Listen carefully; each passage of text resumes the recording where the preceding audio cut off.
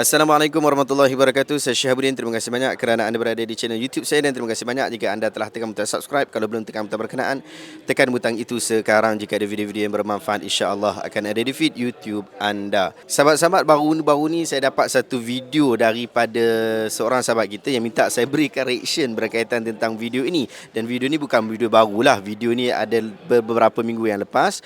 Tetapi itulah diberikan kepada saya untuk saya berikan reaction. Kita tak dapat berikan reaction secara terus disebabkan ada beberapa kekangan, banyak video-video yang viral beberapa hari ini, sehingga kita dapat kena bagi dia orang lalu dululah, lepas tu baru kita bagi video reaction berkaitan tentang isu ni. Okey, baik sahabat-sahabat, kita tengok video ni sama-sama dan kita berikan reaction selepas itu.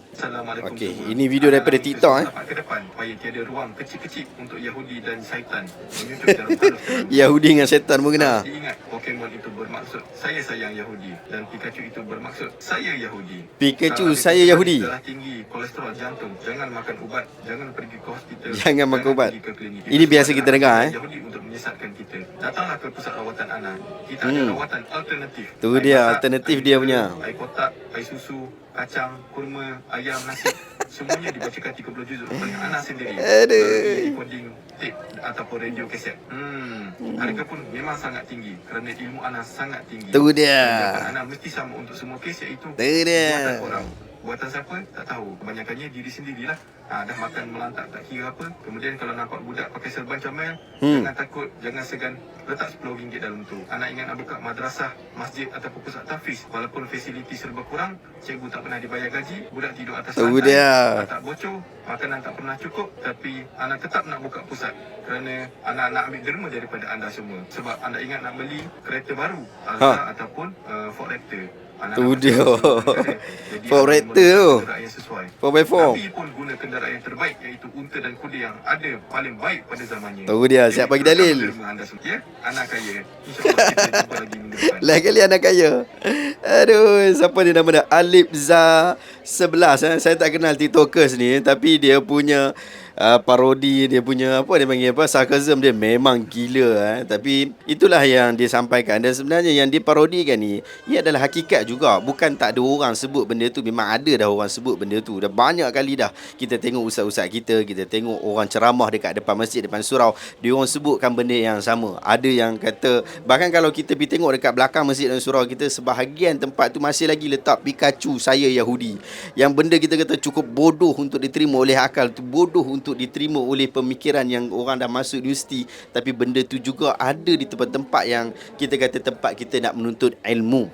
Tapi itulah keadaan kita. Sepatutnya bila jadi sesuatu benda yang kita nampak macam pelik sangat ni, kita kena gunakan pemikiran, gunakan otak, gunakan akal yang Allah Ta'ala berikan. Kan dalam Quran kita dah baca, afala tatadabbarun, afala yatafakkarun, kan? Hang tak pakai kepala otak hang ke untuk berfikir, hang tak pakai akal hang ke untuk berfikir. Kan benda-benda tu semua memang telah ada dalam Al-Quran. Bahkan Quran itulah berkempen berkaitan tentang ulul albab. Tapi kita masih lagi cerita yang cukup merepek, merapu, meraban pun kita tetap boleh percaya. Dan inilah hakikat yang berlaku. Orang yang duduk di dekat masjid dan surau, semua orang kata, oh ini yang terbaik untuk diikuti. Sedangkan kita perlu menilai. Allah Ta'ala sebut dalam surah Al-Isra ayat 36, Allah Ta'ala kata, wala taqfu ma laysa laka bihi ilm inna as-sam'a wal basara wal fuad kullu ulaika kana anhu mas'ula. Jangan kamu takfu bimana taqul. Jangan kamu sebut apa yang kamu tidak ada pengetahuan berkaitan tentangnya, kerana pendengaran, penglihatan dan jantung dan hati kamu semuanya akan dipersoalkan oleh Allah Azza wa Jalla. Jadi kita kena fikir dulu, guna kepala otak Allah Ta'ala bagi ni.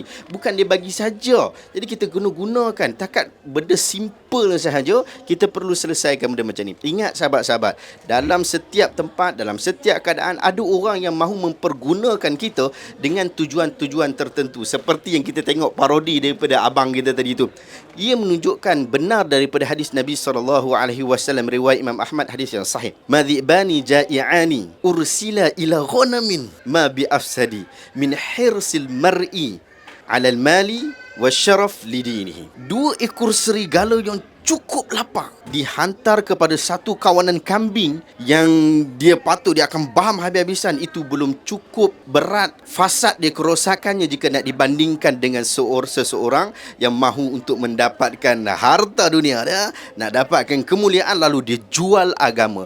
Orang yang jual agama ini memang wujud. Kita kena hati-hati. Jangan semua orang yang duduk depan kita cakap baca Quran sikit ke baca hadis sikit kita percaya terus. Sedangkan Ibn Jauzi rahimahullah, dia disebut di dalam kitabnya, dia kata ulama'u 'indal awam man sa'adal mimbar. Ulama dari sudut orang awam ni, siapa saja yang duduk depan kira tu ulama lah. Tapi kita kena hati-hati di dalam bab ni. Kita kena buat penilaian, kita buat semakan, kita tengok. Tapi saya nak sebut kepada anda ni benda yang simple je, macam yang bro TikTok tadi sebut. Itu bukan benda yang berat pun, benda yang simple saja.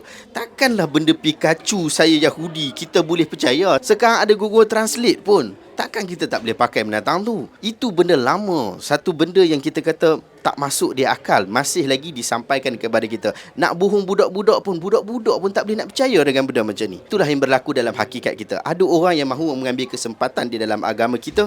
Kitalah yang perlu membelanya. Hari ini orang yang tidak bertanggungjawab itu ramai. Bahkan sebahagian orang mengambil upah yang diberikan untuk mengajar, untuk memberikan manfaat ilmu, tetapi dia goreng habis-habisan. Kerana apa goreng? Tak sempat untuk study. Pasal apa tak sempat untuk study? Masa kuliahnya terlalu sibuk. Satu hari ada 5 kuliah. Kuliah subuh, kuliah duha, kuliah zuhur, maghrib dan kuliah isyak. 5 kali nak study bila? Kalau nampak bunyi macam pelik sikit, kita buat pertanyaan. Kita tanya, betul ke ustaz apa yang ustaz sampaikan ni? Betul ke ustazah kalau yang ustazah sebut ni? Yang ustazah kata jangan makan pil ni, jangan makan pil tu, makanlah habatus sauda, makanlah ubat yang saya jual. Betul ke ustaz? Ustazah dapat dapatan daripada mana?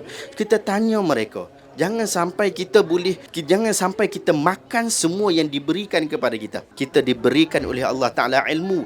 Kita diberikan oleh Allah Ta'ala kemampuan untuk membuat penyelidikan. Kita buat penyelidikan. Sebab tu dalam surah Al-Mujadalah ayat 11 Allah Ta'ala sebut, Allah Ta'ala kata, yarfa'illahu alladhina amanu minkum walladhina utul ilma darajat. Allah Ta'ala angkat daripada kalangan kamu orang-orang yang beriman, dan diangkat beberapa darjat kepada orang-orang yang diberikan ilmu kepadanya. Jadi kita ni boleh juga termasuk dalam keadaan orang yang diberikan ilmu. Bukan sekadar ulama' saja. Orang yang pergi mengaji, dia dapat manfaat ilmu, dia dapat pahala yang besar. Nabi SAW sebut dalam satu hadis, man salaka tariqan yaltamisu fihi ilma, sahlallahu tariqa il jannah. Siapa yang ambil satu jalan untuk menuntut ilmu, Allah Ta'ala akan mudahkan jalan dia ke syurga.